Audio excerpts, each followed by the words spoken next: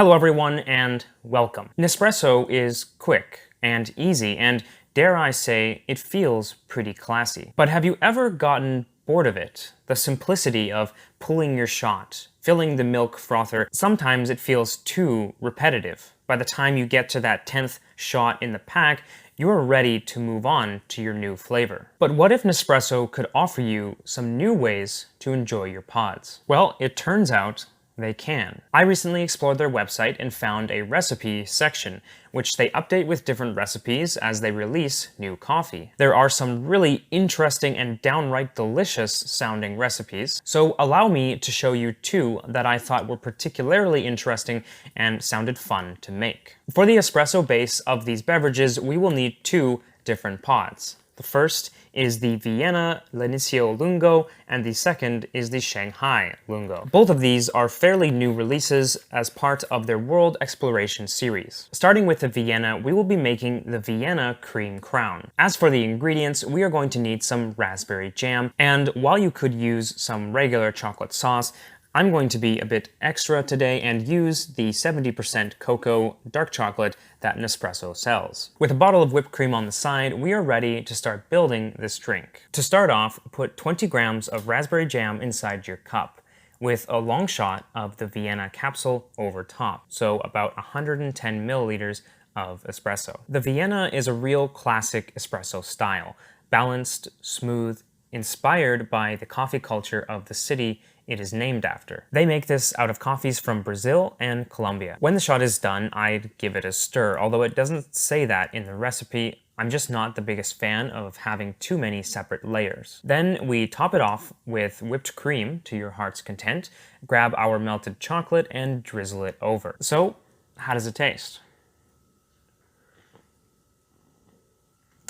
Oh yeah, that is quite a treat. Think Thanksgiving dinner, the raspberry pie has hit the table, you've got whipped cream and chocolate and freshly served coffee on the side. 20 grams of the jam I think is a good starting point for most people when they're thinking about how strong it might be versus how sweet it might be. I would almost prefer something a little bit stronger in this, something a little darker. The only other thing to note is that it is fairly watery. Of course, that comes with having a lungo shot, having a long shot of 110 mils. It's not going to have a thick, buttery espresso texture, but I think that's fine. You get more volume in a drink like this with a long shot, and it lasts longer.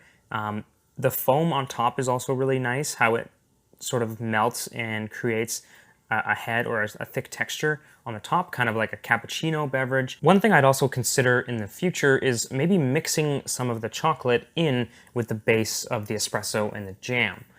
Something to think about. Moving on to the next recipe, I'm actually really excited about this one.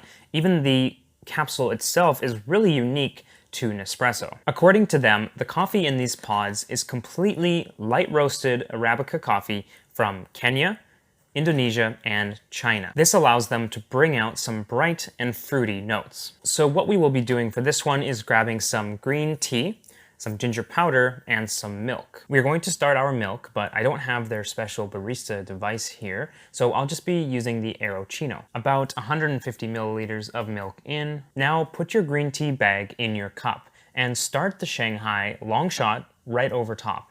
About 110 milliliters of espresso total. Let it steep for a minute or so and then remove the bag. You could probably experiment with this depending on how strong you wanted the tea flavor. Add a pinch of ginger here and top it all off with our milk. And let's give this one a shot. Cheers. Oh, I like that. That is really nice if you don't want something too sweet. The milk is the only thing giving some natural sweetness to the drink. So it's very kind of light, and it certainly has adopted a really nice green tea taste. It's very much in the same flavor profile as London Fogs, as chais, that sort of spicy tea and milk mixture. I think that the light roast style keeps it from being overpowering. It keeps the coffee on the back end, and for the most part I'm just getting a lot of really nice milky green tea. So this would be great for an afternoon tea. I imagine that the coffee and the green tea would both provide quite a bit of a caffeine kick, if that's what you're looking for. Definitely something I would not have expected to be able to make with Nespresso, but really good idea overall, and I would highly recommend this one. Overall, I'm pretty impressed with those recipes. The ingredients seem common to most homes, and it definitely changes up your daily routine when you want something different. If you've got old capsules at home that you're just bored of, try something like this. They don't need to be those flavors, and I'm sure you could mix and match different jams with different coffees, different syrups. Just try different combinations. So now I want to hear from you. Have you made different recipes from their website? Have you made your own? Share your experiences in the comments below, and please subscribe if you haven't already for weekly content. Thank you so much for watching, and I will see you again next week. Have a great day.